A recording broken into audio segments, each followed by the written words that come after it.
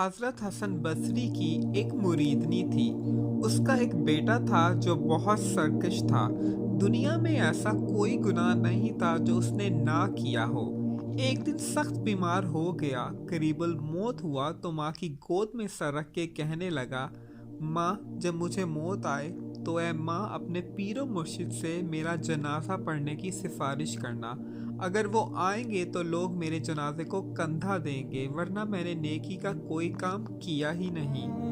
जब तबीयत बिगड़ने लगी तो माँ हज़रत हसन के पास गई कि हज़रत मेरा बेटा मौत व हयात की कश्मकश में है, उसने आपसे जनाजा पढ़ने की सिफारिश की है। हज़रत ने कहा कि मोहतरमा, आपके बेटे को मैंने कभी सजदा करते देखा नहीं, मैं कैसे जनाजा पढ़ाऊँ। माँ बोझल कदमों के साथ नाकाम वापस लौटी और बेटे से कहा, बेटा अगर ज़िंदगी में मेरी एक बात मानी होती तो आज मेरे मुर्शिद जनाजा पढ़ाने से इनकार ना करते।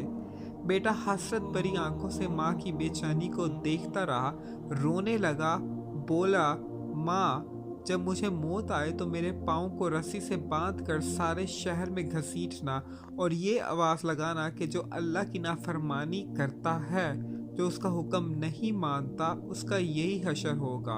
और माँ फिर मुझे दफनाना नहीं, मुझे इस शहर की सबसे गंदी जगह फेंकना कि ताकि लोग मुझसे इबरत पकड़े। इस हालत में इस लड़के को मौत आई और रूह परवास कर गई। वफात के चंद लम्हों के बाद दरवाजे पर दस्तक हुई।